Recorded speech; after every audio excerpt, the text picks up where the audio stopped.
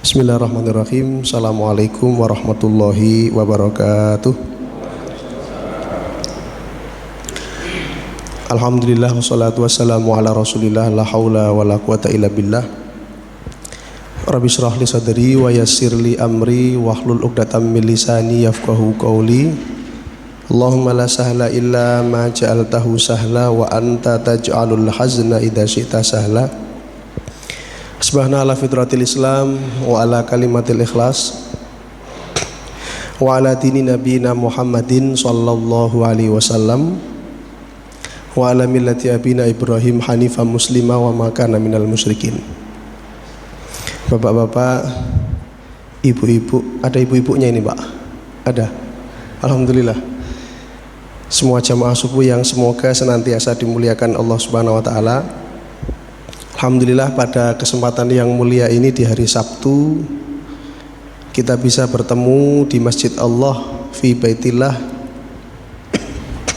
dalam keadaan sehat walafiat, yang kata Rasulullah, wa majtama'a qaumun fi baitin min buyutillah, barang siapa atau tidak ada satupun orang yang duduk-duduk bermajelis ilmu apalagi di masjid, kecuali pasti Allah turunkan yang namanya sakinah.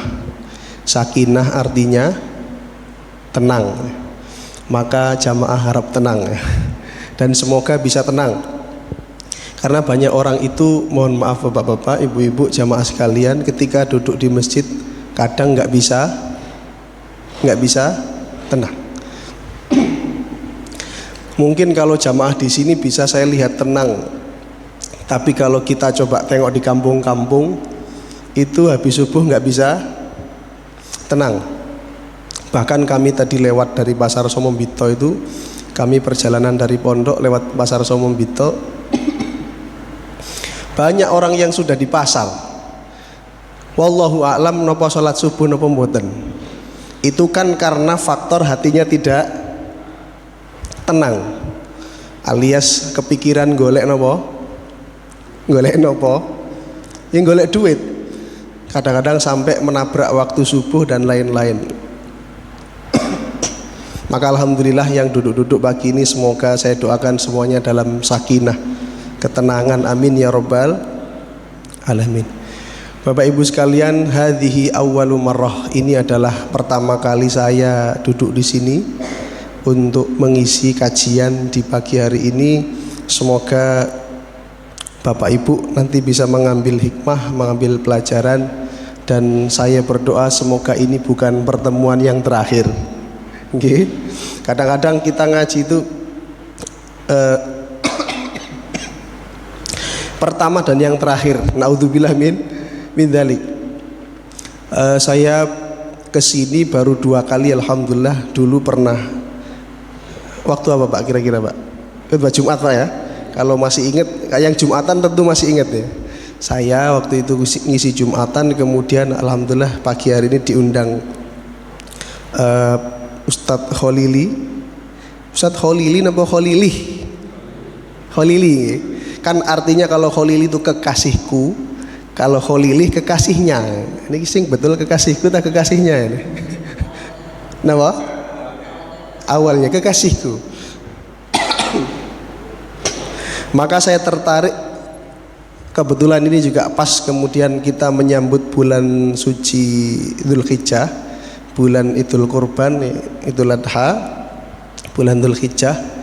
Maka saya ambil tema yang mungkin cukup ringkas, ringan, padat, yaitu kalau di flyer kemarin sudah di-share itu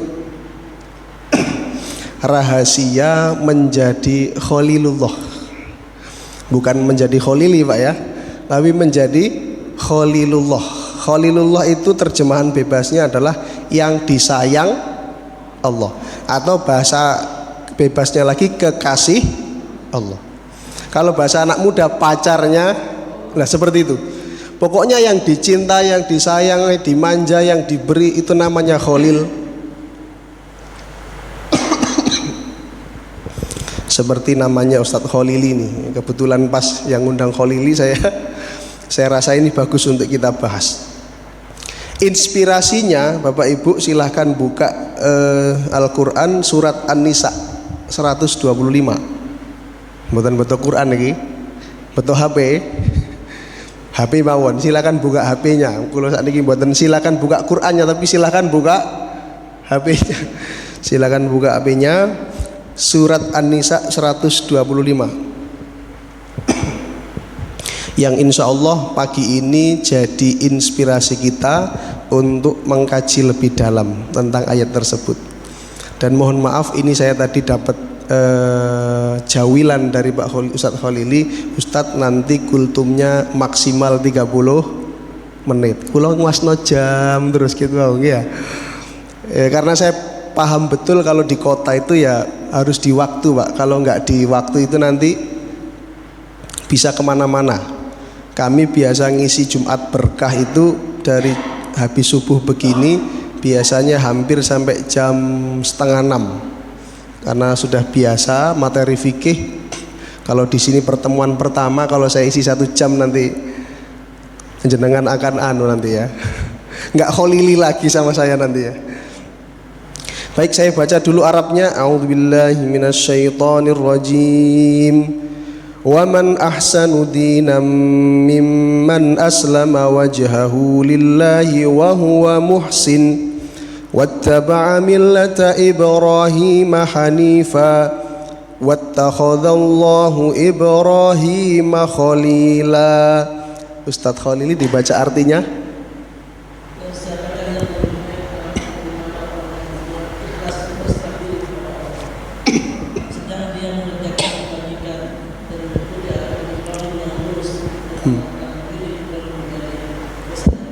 Kesayangannya. Bapak Ibu yang dirahmati Allah, dalam ayat ini ada beberapa poin atau beberapa inti kehidupan. Yang pertama, waman ahsanu dina mimman aslama wajhahu lillah. Orang yang paling baik dalam beragama Islam ini ternyata kata Allah adalah mereka yang aslama. Aslama itu pasrah, berserah. Karena memang Islam itu sendiri sebenarnya artinya pasrah, setuju, pasrah, sepakat dengan apa? Lillah. Maka kalau panjenengan ingin Islamnya enak, gampang saja hidup itu, yang penting pasrah sama setuju. Kalau bahasa kerennya itu setuju sama aturan Allah, gampang sudah.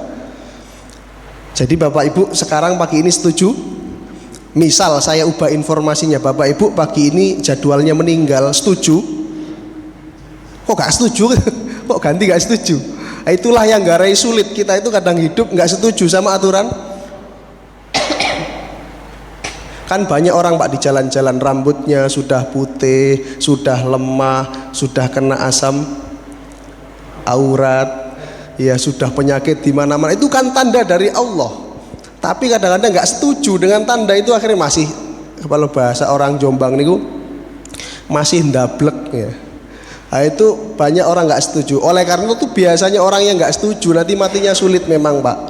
Pun wayahe nopo budal tapi nggak setuju. Maka saya tanya jamaah pagi ini, seandainya habis keluar dari masjid terus ono sing tok-tok pintu rumah ternyata dibuka malaikat Israel, setuju? Loh ya ojo jadi. Berarti nggak setuju aja Mas, nggak apa-apa. Kalau kita setuju itu enak Mas. Mau sekarang, mau besok, mau lusa, kalau sudah wayai mati itu setuju mawon Mas. Utang ini urusannya keluarga. Apapun, pokoknya setuju saja. Itu yang pertama. Saya tidak melebar pada yang pertama. Wa huwa muhsin. Yang kedua, orang Islam yang bagus itu ternyata mereka yang dalam hidupnya itu punya pikiran, punya konsep, punya ikhtiar untuk selalu muhsin. Napa muhsin niku? Berusaha berbuat baik, berserah kepada Allah. Yang kedua, berusaha melakukan yang terbaik. Kedua, di sini ada lanjutannya, wattaba'a millata Ibrahim, dan yang mau ittiba, mengikuti jalannya, agamanya, cara hidupnya sinten? Nabi Ibrahim. Lanjutannya wattakhadallahu Ibrahima khalila. Inilah pembahasan pagi ini, dan Allah itu mengambil Nabi Ibrahim sebagai khalilullah, sebagai yang disayang, yang dikasih, yang dicinta. Bapak Ibu, para nabi itu ternyata memang punya julukan masing-masing. Satu, kita beri contoh, Nabi Ibrahim dijuluki napa wau? Khalilullah. Nabi Muhammad Habibullah. Nabi Isa Ruhullah. Terus Nabi Musa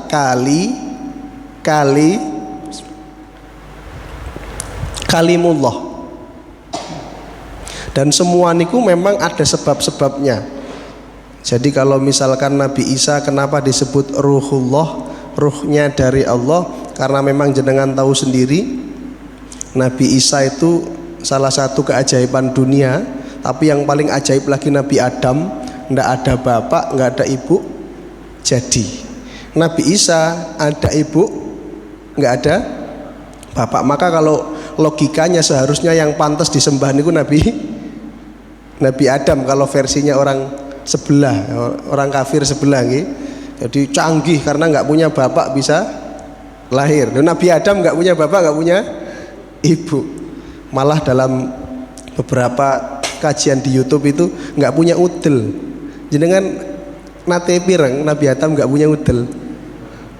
Niku pandangan tertentu, kalau dibuat logika memang betul. Kan kalau napa namanya manusia lahir itu kan dari perut lah, pusar niki kan tempat untuk menyalurkan apa? Makanan. Lah Nabi Adam pripun? Waktu niku sinten sing lairaken? Lah niku secara logika kita bahas nggih. Nabi Isa tadi. Nabi Isa disebut napa wau? Ruhullah. Nabi Musa disebut sebagai Kalimullah. Nabi yang secara langsung diajak kalam, diajak berbincang-bincang dengan Allah di Bukit Tur Sina. Gimana Pak rasanya kalau diajak ngobrol Pak Jokowi gitu? Biasa Pak ya, biasa saja. Tapi yang ngajak ngobrol misalkan Nabi begitu, kita bahagianya. Apalagi yang ngajak ngobrol siapa? Langsung gitu, bila turjuman, tanpa penerjemah. Lalu yang ketiga Khalilullah, Nabi Ibrahim. Yang keempat Nabi Muhammad disebut atau digelari dengan Habibullah, yang dicintai Allah. Pasti kita bertanya-tanya, apa bedanya antara Khalilullah dengan Habibullah? Sama-sama dicintai, sama-sama dikasihi, sama-sama kekasih. Saya cari-cari di beberapa literatur dan alhamdulillah menemukan perbedaannya. Menurut Syekh Ibrahim Yunas, pengarang kitab Ruhul Adab, beliau niku salah seorang ulama napa namine kontemporer nggih. Beliau mengatakan kalau khalil dalam bahasa Arab khalilun, kekasih itu maksudnya adalah yu'ta ba'da tolabin, mendapatkan julukan itu setelah dia melakukan sesuatu. Jadi diberi oleh Allah gelar itu setelah melakukan sesuatu. Berarti ibaratnya kasarnya imbalannya, seperti kalau kita melakukan ini akan mendapat ini dan itu.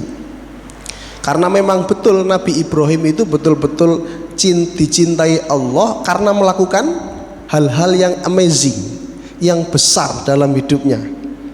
Ya nanti kita bahas. Tapi kalau Habib ini kenapa Pak? Yang dicintai.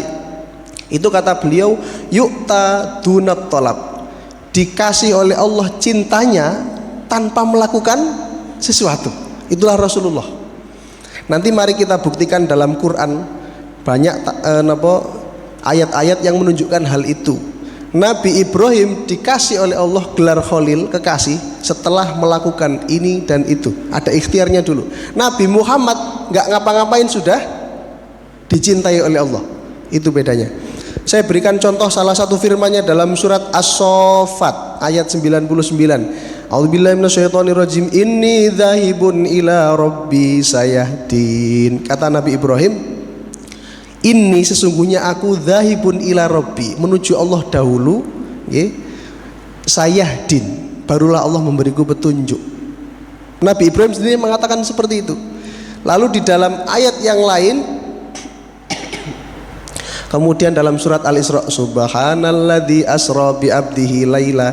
Kalau Nabi Ibrahim itu menuju Allah, kalau Nabi Muhammad diberangkatkan ke Allah, jadi dijemput. Kalau Nabi Ibrahim menjemput, kalau Nabi Muhammad dijemput oleh Allah, diperjalankan Isra Mi'raj.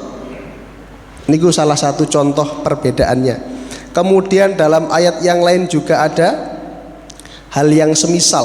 Misalkan ini berbicara Nabi yang lain. Kalau Nabi Musa itu berdoa, Rabbis rohli sodari wayas amri wahlul.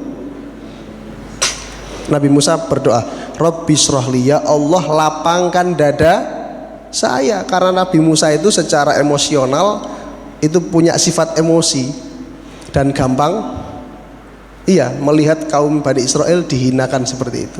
Nabi Muhammad suratnya, alam nasroh laka sadrak, bukankah kami sudah melapangkan hatimu? Berarti sebelum Rasul minta, Allah sudah lapangkan. Makanya betul Rasul dilempar batu diam, diludahi diam. Jajal jamaah napa niki Al-Hidayah subuh-subuh budal teko omah juh ngoten. Ya napa Pak? Sida budal nang masjid? Ya situ mantuk nggih, ganti baju, diludahi lagi, terus gimana? Gak situ mulai, tetap ke masjid. Nah itulah dia. Oleh karena itu Nabi Ibrahim itu dalam rekam jejak hidupnya, subhanallah, banyak melakukan hal-hal yang luar biasa yang membuat beliau dicintai, dikasihi Allah. Jadi beliau itu banyak melakukan hal yang mana itu untuk membuktikan cintanya kepada Allah. Secara singkat rahasianya ada tiga. Ada satu makalah menyebutkan bahwa qila li Ibrahim, ada umatnya yang bertanya kepada Nabi Ibrahim, wahai Ibrahim, li ayyi syai'in ittakhadhakallahu khalila. Kenapa Anda disebut khalil? Kenapa Anda diangkat oleh Allah sebagai kekasih? Kata Nabi Ibrahim, bithalathati asya, dengan tiga hal. Ini yang menjadi poin penting kita, kajian kita pagi hari ini. Nanti silahkan dipraktekkan di rumah, karena kalau peluang menjadi nabi itu mustahil Pak ya, nggak ada nabi. Jadi kalau di Jombang ada dulu nabi Pak Jari atau siapa itu, nggak bisa diterima. Tapi kalau peluang menjadi kekasih Allah masih mungkin. Maka laksanakan tiga amalannya Nabi Ibrahim. Yang pertama kata Nabi Ibrahim, ikhtartu amrullah ala amri ghairihi. Yang pertama catat baik-baik, meskipun sudah direkam di YouTube. Aku lebih memilih perintah Allah, atau bahasa singkatnya, aku lebih memilih Allah ketimbang yang lain. Aku lebih memilih perintahnya Allah ketimbang perintah yang lain. Jadi memprioritaskan Allah dulu. Dalam hidupnya Nabi Ibrahim itu yang diutamakan sinten Pak? Allah dulu. Maka kalau kita ingin menjadi khalilnya atau yang dikasihi Allah seperti Nabi Ibrahim, maka niki mungkin efek wong desa Pak ya, kalau adik AC watuk-watuk. Astagfirullahaladzim. Saya itu kalau di kampung menter loh Pak, biasa. Ngimami tadi agak pilek. Biasa Pak, nggak bakat AC. Tapi kalau udah biasa nggih monggo. Jadi yang pertama itu kata Nabi Ibrahim, aku lebih memilih perintah Allah ketimbang perintah yang lain. Mari coba kita cek dalam kehidupan kita, prakteknya seperti apa. Jadi kalau Nabi Ibrahim itu pernah dalam kisah emas hidupnya pernah mengalami masa-masa sulit, yaitu tidak punya keturunan. Sampai bernadar, ya Allah, seandainya nanti saya kemudian sama istri itu berhasil dan melahirkan seorang anak, maka seandainya anak itu kau minta, pasti akan aku kasih. Bayangkan kalau bapak yang berdoa seperti itu, ya Allah, saya belum punya anak, sekarang jenggot sudah putih, rambut pun putih, awake nggih putih, bajunya putih, tolong beri saya anak ya Allah. Tapi ya Allah, seandainya pun nanti kau kasih, lalu kau minta, pasti akan saya kasih lagi. Dan betul, Nabi Ismail kemudian lahir, Nabi Ishak juga lahir dalam kondisi yang hampir bersamaan. Dan Allah ingatkan Nabi Ibrahim ketika Nabi siapa? Ismail masih lucu-lucunya umur 6 tahun, 7 tahun usia SD. Lalu Nabi Ibrahim bermimpi 3 hari 3 malam yang intinya apa? Inni azbahuka, hai Ismail, aku mimpi, dalam mimpiku itu aku disuruh dan aku menyembelihmu. Fandur madataro. Coba lihat bagaimana Nabi Ibrahim mengedepankan sinten? Allah. Disembelih enggak anaknya? Bayangkan kalau kita, ya Pak, coba kita realkan dalam kehidupan kita. Kita mimpi, dalam mimpi itu 3 hari 3 malam, Pak tolong buang anaknya Bapak. Kira-kira disampaikan ke anaknya tidak? Niki contoh aplikasi yang sangat nyata. Enggak mungkin Pak ya. Jadi kadang kita dalam hidup itu, mohon maaf, lebih mementingkan diri kita sendiri atau makhluk ketimbang Allah. Contoh yang lain, misalkan seandainya disuruh milih, misalkan jenengan jadi pebisnis, nalikane adzan duhur datang Allahu Akbar, Allahu Akbar, dan Allah uji konsumen atau pembeli makin laris, jawab adzan tah ngedoli wong tuku Pak, ngedoli karo jawab adzan, pinter Pak ya. Oke, nek jawabnya bisa, coba hadir ke masjid atau ngedoli wong tuku. Nah niki sing napa penjual mesti iya yo gitu, seperti itu. Saya itu di kampung di Bareng itu Pak, sampai sekarang ada kampung itu kalau adzan duhur jam 1, masih adani setengah rolas kok tetap jam 1, masih setengah 11 pun tetap jam 1, asarnya jam 4, kadang jam 4:04, dan satu kampung sepakat Pak. Nggih mboten dosa, artosipun Allah Maha Pengampun. Artinya memang ada waktunya. Tapi kan sholat sing paling mulia, sing paling utama adalah awaluha, sing paling nggih tepat waktu di pertama. Bayangkan jenengan sholat asar 4:30, gimana rasanya Pak? Iya nggak enak kalau orang yang sudah biasa memilih sholat awal waktu. Cuma kalau maghrib sama isya tepat, tapi khusus duhur asar niku molor. Alasannya adalah mergo wong sak kampung kerja nduk sawah. Ngonek diadani jam 12, setengah 12, apa yang terjadi? Iya, nanti banyak petani yang protes. Bayarannya sakmene kok jam sakmene wis laut. Nah itu contoh sederhana Pak ya. Jadi Nabi Ibrahim itu mengedepankan Allah. Coba dalam hidup kita sudahkah bisa kita mengedepankan Allah ketimbang yang lain? Artinya seandainya dihadapkan dengan 2 persoalan itu antara pilihan kita sama pilihan Allah, nek Nabi Ibrahim milih yang dipilih oleh Allah. Saya kasih contoh yang lebih dalam lagi. Misalkan begini, jenengan misalkan punya rencana, terus rencana jenengan gagal, niku jenengan ngomong alhamdulillah tak innalillah. Pun gak ada rencana, budal nang masjid tibake gak sido, mergo sikile linu misalkan, atau pingsan atau jatuh, jenengan pas bangun ngucap alhamdulillah napa innalillah. Gak jauh-jauh aja, misalkan ke masjid tiba-tiba kepreset di tengah jalan Pak, terus jatuh berdarah, innalillah napa alhamdulillah? Innalillah sih toh. Padahal kalau kita mau mengacu pada Nabi Ibrahim ini, seandainya kita merencanakan sesuatu, misalkan gagal, seharusnya kita malah tambah bersyukur. Sebab kita yang kita rencanakan itu pilihan kita, rencana kita. Yang terjadi niku rencana Allah. Mesti rencana Allah lebih baik dari rencana kita. Niku kata kuncinya. Sehingga para sahabat dulu biasa Pak, istrinya meninggal senyum-senyum, boten seneng boten. Tapi senyumnya itu ridho kepada takdirnya, sambil menangis tipis sambil senyum. Nggak apa-apa Pak, nggak apa-apa Pak. Begitu Alhamdulillah istri saya meninggal, berarti besok saya masih bisa nikah lagi. Pasti banyak hikmah gitu loh Pak ya. Bahkan jenengan mungkin tahu kalau buka-buka buku fikih, buku apa, Imam Ahmad itu ditinggal meninggal istrinya pagi, sorenya sudah menikah. Bisa nggak orang zaman sekarang? Pagi itu istrinya meninggal, kemudian ada orang nyelawat sambil lirik-lirik. Lah itu dia. Nggak bisa Pak ya. Dan alasannya Imam Ahmad luar biasa.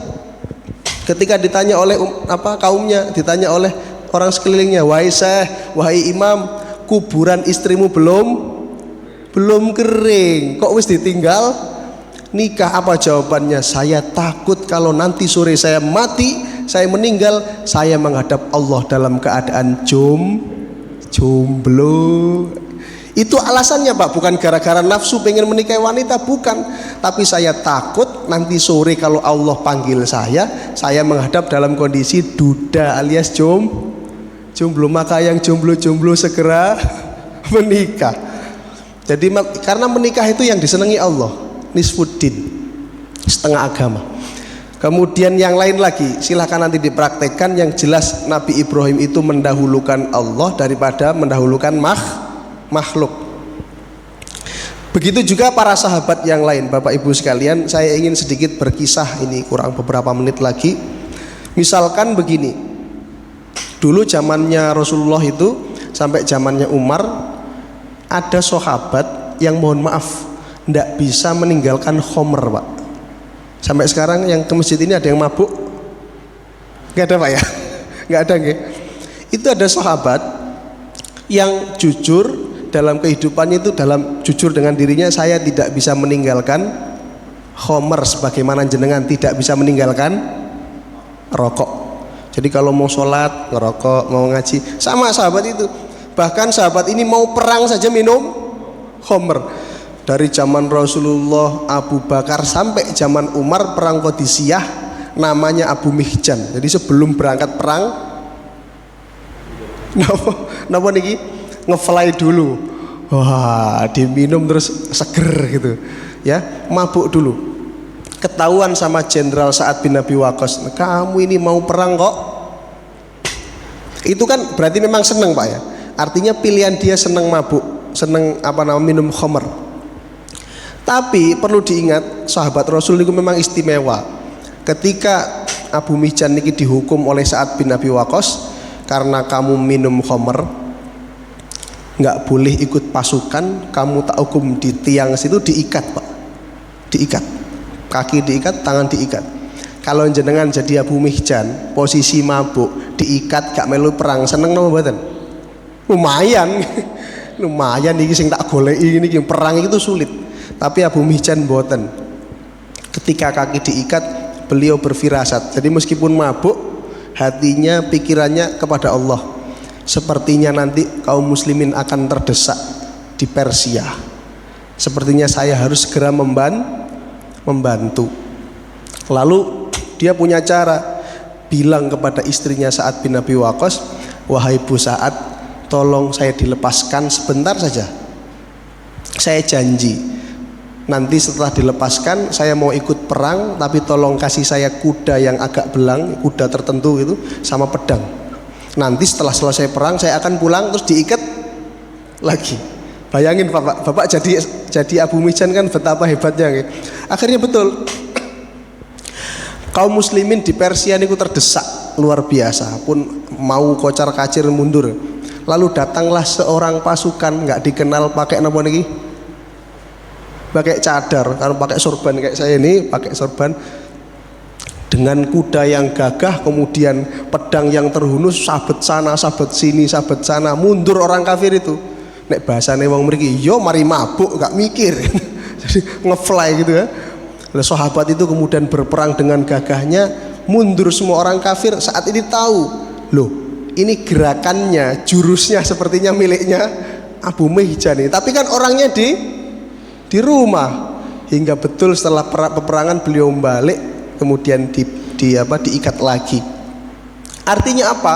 Dalam kondisi misalkan seperti itu pun para sahabat itu juga ingat Allah. Bapak Ibu yang dimuliakan Allah, gimana kalau kita? Maka dalam kehidupan ini silahkan mari sama-sama dalam hidup itu lebih mementingkan cintanya. Saya tadi kesini membawa contoh. Bapak Ibu, saya juga punya dosen. Gara-gara dosen itu dulu saya sampai sekarang seneng megang kayu kayak begini. Apa ini Pak? Siwak.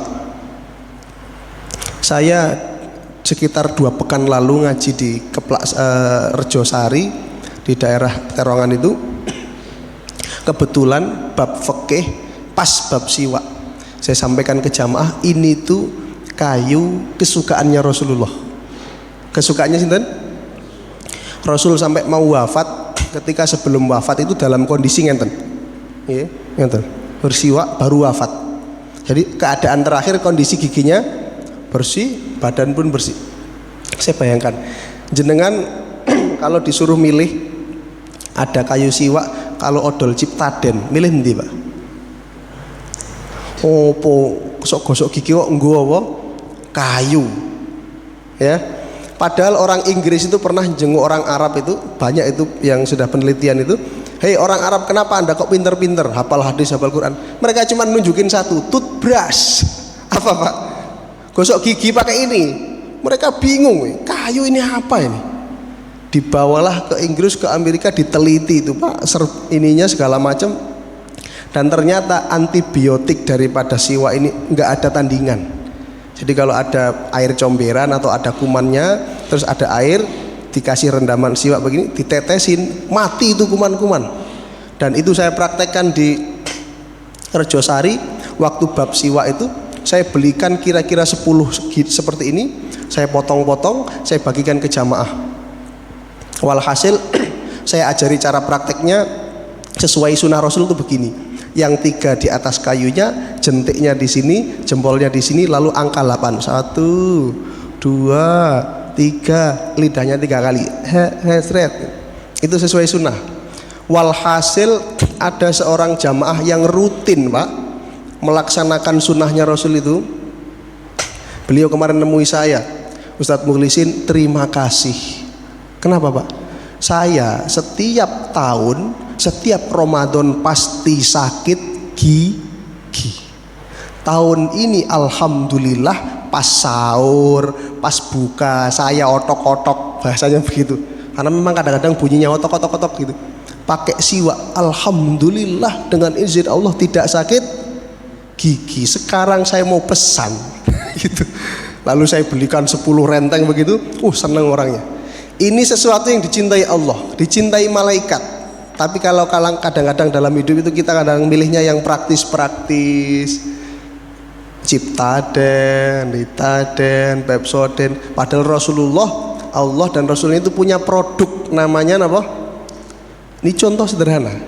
Jadi saya kampanyekan ini kemana-mana karena memang banyak orang yang mulai pelan-pelan menghindari sunnah-sunnah yang biasa. Misalkan siwak, wangi-wangian. Oke, waktu sudah habis. Yang 2 saya sampaikan secara singkat. Yang kedua, Nabi Ibrahim dalam hidupnya itu wamah tamamtu bima takaffalallahu li. Saya tidak pernah takut apalagi khawatir dengan apapun yang sudah jadi jaminannya Allah. Jadi dalam benaknya itu Nabi Ibrahim nggak pernah takut terhadap sesuatu yang sudah dijamin, rizki, ajal. Nggih, betul Pak ya? Beliau tidak pernah mengkhawatirkan. Maka prakteknya ketika disuruh oleh Allah, tinggalkan anakmu, istrimu di lembah di Mekah, langsung tidak banyak protes. Langsung ditinggalkan di Mekah yang sekarang ada sumur Zam-Zam itu. Coba kalau kita disuruh oleh Allah, mungkin lewat ustadz, lewat siapa, Pak kalau jenengan pingin enak, tolong bonceng istrinya Bapak, bawa ke Wonosalam sana, tinggalin di tengah-tengah situ. Kira-kira Bapak mau melaksanakan Pak? Mau sayang istri cuman satu ditinggal di tengah jalan. Dan istrinya jenengan nggak mungkin juga sami'na wa ata'na. Beda dengan Siti Sarah, Siti Hajarnya Nabi Ibrahim, siap abi, kalau ini perintah Allah lakukan. Nah itu dia. Jadi nggak usah dipikir, rezekinya beliau sudah diatur. Sampai ada lari kecil, sa'i itu kan karena ada rezekinya Allah itu. Yang terakhir, wa mata asyaitu wa mata ghadaitu illa ma'ad dhaif. Nabi Ibrahim itu sehari makannya 2 kali. Berapa kali Pak? 2 kali. Orang Mojokerto 3 kali. Durung nek embuh. Nabi Ibrahim itu makannya 2 kali. Makan siang sama makan malam. Dan beliau ini kalau pengen ditiru monggo, beliau tidak makan siang dan tidak makan malam kecuali harus wonten koncone. Artinya selalu nraktir orang dan selalu berbagi. Sudah dilaksanakan belum Pak? Belum ya? Belum, mau buktinya pagi ini nggak ada traktirannya kan ya. Kalau di masjid-masjid yang lain itu kan programnya seperti itu. Mungkin ada habis subuh, kalau hari tertentu ada makan bersama. Itu paling tidak semangat sinergi berbaginya ada. Seperti Nabi Ibrahim. Bahkan Nabi Ibrahim itu pernah satu hari tidak dapat teman, nggak ada tamu datang, nggak ada orang, sepi, mungkin lagi kondangan semua gitu Pak ya. Beliau nyari, saya lapar ini tapi nggak ada teman. Saya cari dulu, jalan 2 mil, sekitar 2 kilo 3 kilo melampah Pak. Nyari siapa? Pak, ayo Pak ke rumah, kita makan. Makan saja. Makan harus temani tamu. Coba bisa nggak kira-kira kita seperti itu? Setiap makan pagi, siang dan malam harus ada temannya, karena nggak ada tamu minimal keluarga itu sudah cukup sebenarnya. Makanya sering-sering kalau bisa makan bersama, mempraktekkan ajarannya Nabi Ibrahim. Ayo makan, sini makan bersama. Baik Bapak Ibu yang dimuliakan Allah, itu saja mungkin sementara kajian pagi hari ini. Artinya 3 hal ringan yang dilakukan oleh Nabi Ibrahim itu ternyata menjadi senjata ampuh, sehingga Allah itu cinta, sayang dan memberikan kemuliaan kepada Nabi Ibrahim. Semoga kita semua bisa melaksanakannya, bisa menirunya dan bisa mempraktikkannya dalam kehidupan sehari-hari. Amin ya rabbal alamin. Cukup sekian dari kami, kurang dan lebihnya mohon maaf. Mari kita tutup dengan membaca doa kafaratul majlis. Subhanakallahumma wa bihamdika asyhadu an la ilaha illa anta astaghfiruka wa atubu ilaik. Nyuwun ngapunten ingkang kathah, mohon maaf sebesar-besarnya. Assalamualaikum warahmatullahi wabarakatuh.